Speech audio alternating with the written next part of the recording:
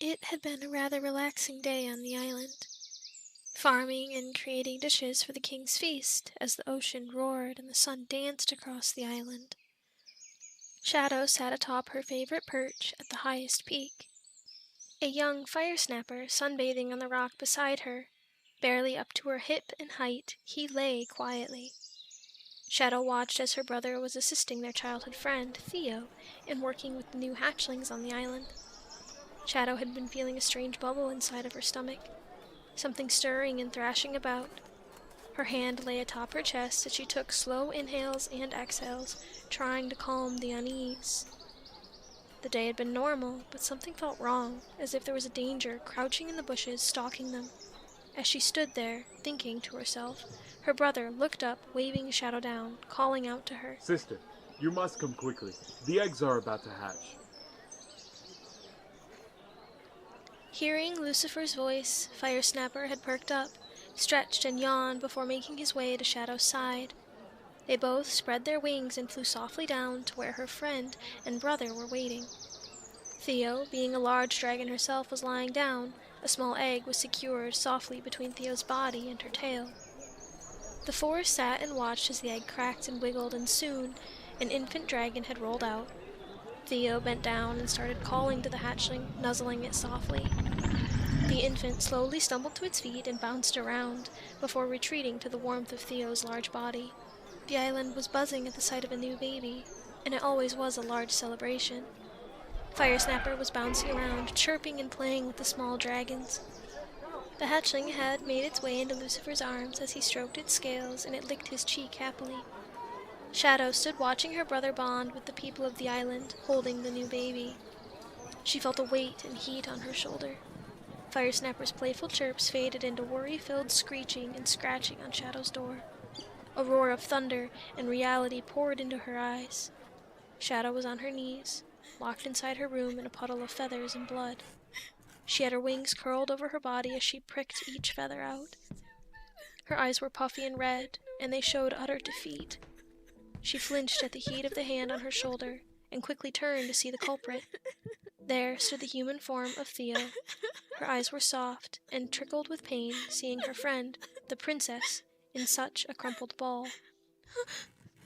Theo. Shadow whispered under her breath as her eyes fell to her hands that were stained in red. Slowly, realization was hitting her, and she had harmed herself in a desperate attempt to feel something other than her heartache.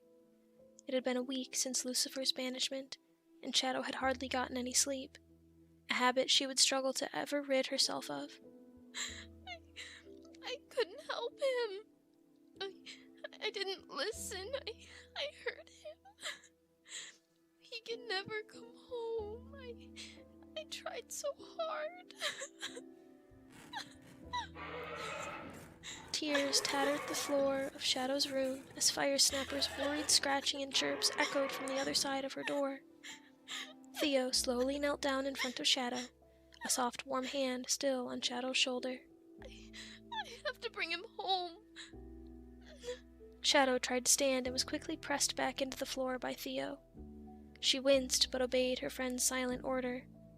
Theo's free hand placed itself on Shadow's chest as their eyes connected. Theo took a deep breath with a soft smile, and Shadow repeated a shaky inhale. Eventually, a steady supply of oxygen made its way into Shadow's lungs, and her body relaxed. Theo stood and gently took Shadow's hand, encouraging her to stand on her weak legs. Guiding the frail princess to her bed, Theo lifted the sheets and Shadow sat on the edge. Theo made a motion to walk away from Shadow, but quickly her arm was caught.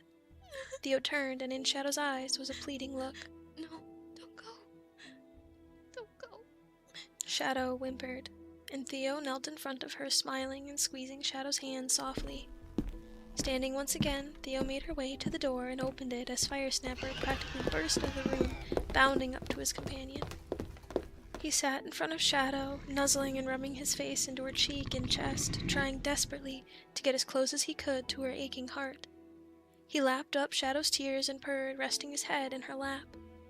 Meanwhile, Theo set to work on sweeping up the wet and frayed feathers and bending to her knees to clean up the small puddle of blood.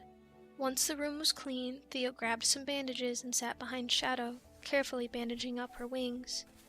Shadow had pulled out so many feathers, Theo was afraid they would never grow back. Some of them were even burned and purposely bent, all of which Shadow could feel with great sensitivity. They're not going to grow back, are they? Shadow asked through the silence as Theo paused from bandaging her friend. A heavy sigh filled the room as Theo continued her work.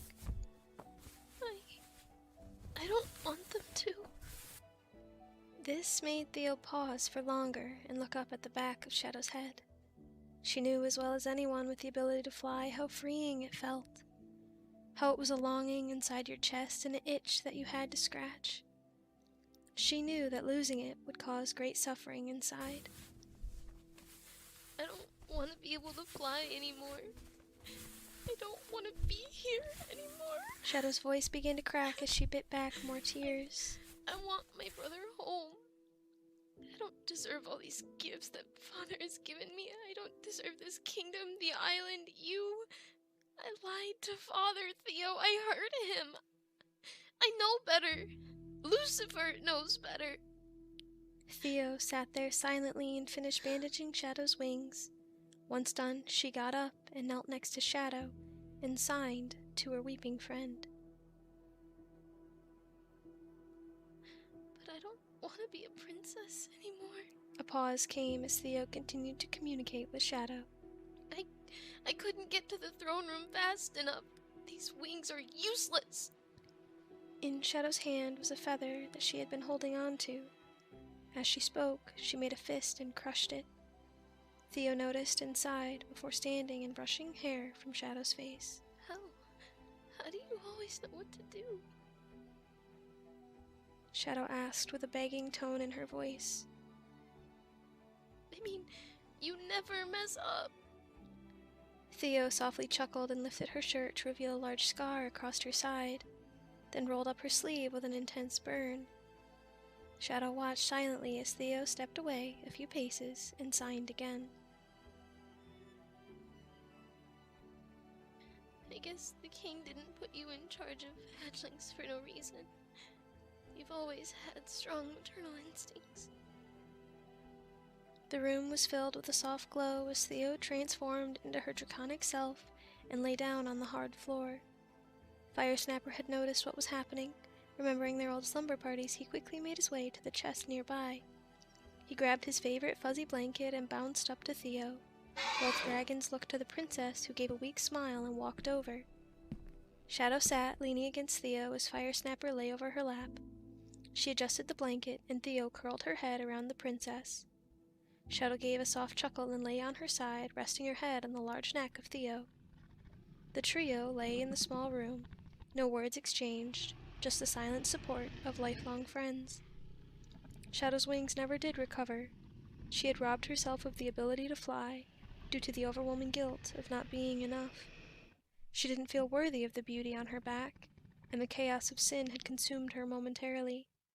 But tonight, she felt loved, warm, and most importantly, she was no longer alone.